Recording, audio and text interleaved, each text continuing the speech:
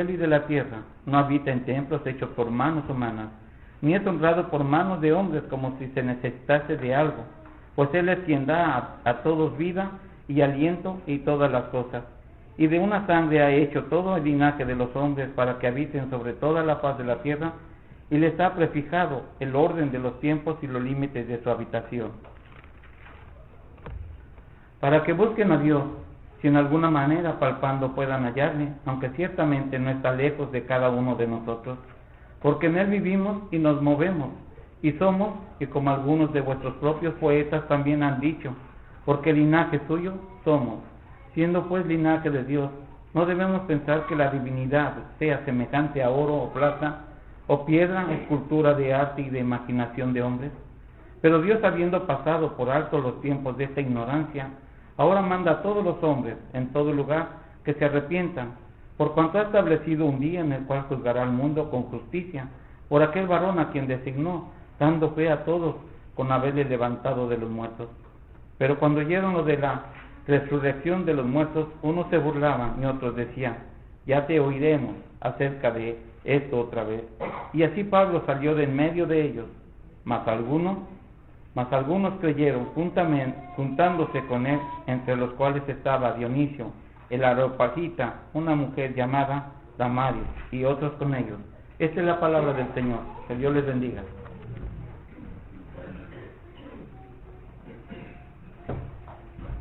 Para los que no estaban aquí anoche, queremos anunciar esto.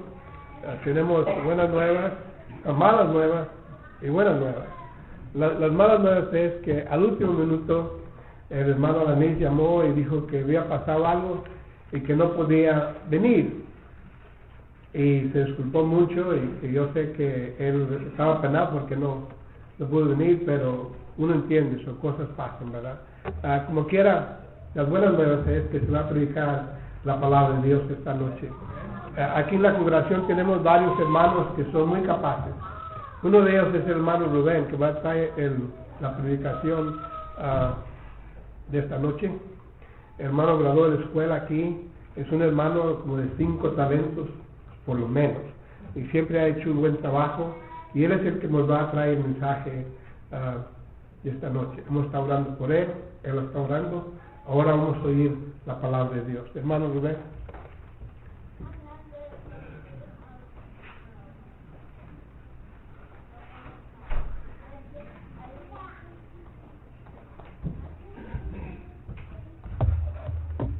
Buenas tardes tengan todos ustedes.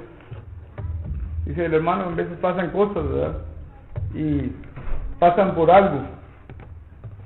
Gracias a que tenemos un Dios todopoderoso que está en control de todas las cosas.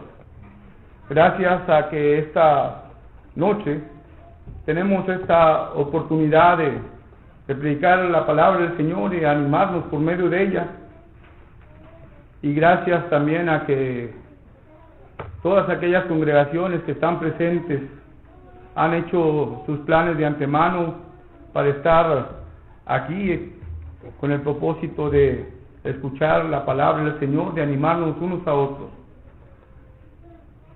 Vamos a ir a una breve oración y vamos a entrar al sermón de esta tarde. Señor y Padre Celestial, gracias te damos por las bendiciones que nos das. Gracias por tu palabra, Señor, tan importante que nos alumbra, que nos guía, Señor, para estar en comunión permanente contigo, para prepararnos, Señor, para aquel día que enfrentemos y estemos cara a cara junto a ti. Señor, te pedimos que seas con cada uno de los visitantes esta tarde, con cada uno de los miembros de tu cuerpo, Señor, de diferentes partes que está presente, y sobre todo que estés con este siervo tuyo, Señor, que traigas a mi mente todo aquello que has preparado, que me has ayudado a preparar y que pueda exponerlo de manera sencilla, de manera clara, Señor, y que sea tu palabra trazada correctamente. Te pedimos, Señor, todo esto, te pido todo esto, Señor, en el nombre de tu amado Hijo Cristo Jesús. Amén. Amén.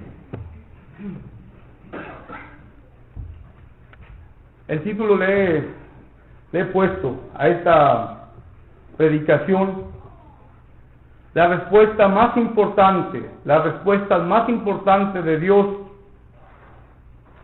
hacia las preguntas más importantes del hombre.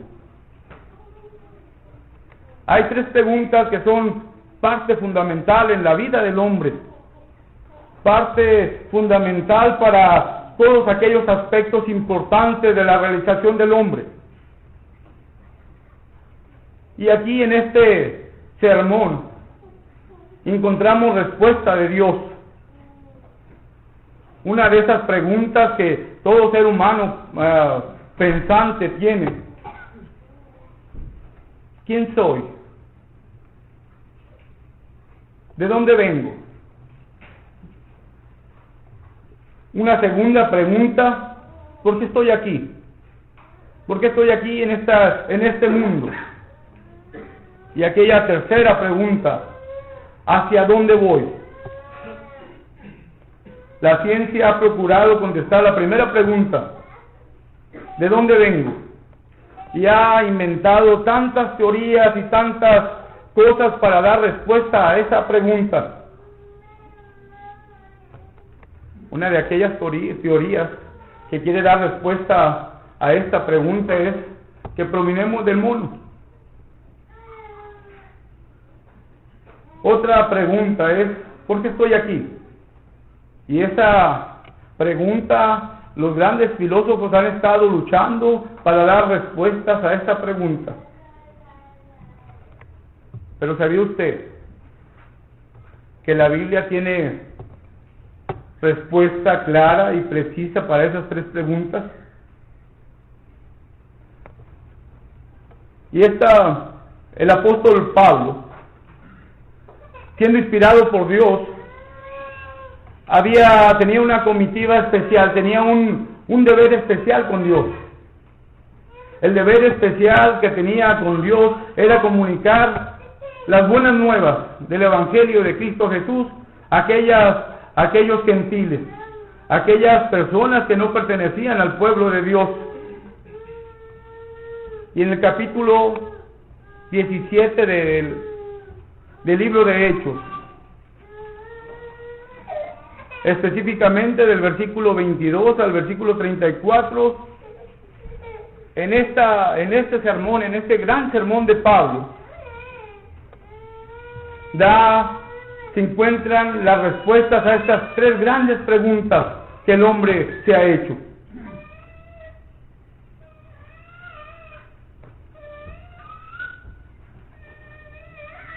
Dice la palabra del Señor que estaba el apóstol Pablo en el Areópago, la colina de Marte. Era el lugar en Atenas, el lugar donde se llevaban aquellos grandes juicios, donde aquellos grandes pensadores estaban allí presentes. Según los historiadores, dicen que en aquel Areópago estaba centrado hacia abajo y se encontraban dos piedras grandes blancas. En una estaban aquella defensa cuando se iban a hacer aquellos juicios, y en otra estaba aquella fiscalía. Me imagino yo a Pablo allí dentro del Areópago, enfrente tal vez de un lado o de otro, y ante aquellos oyentes prestando oído atento a aquello que había de decir. Quiero señalar también otra cosa, que en aquel tiempo la ciudad de Atenas era la ciudad universitaria del tiempo de Pablo. Era la ciudad donde estaban gente congregada de todo el mundo, grandes pensadores, grandes personas que tenían tantas preguntas en su mente y buscaban tantas respuestas.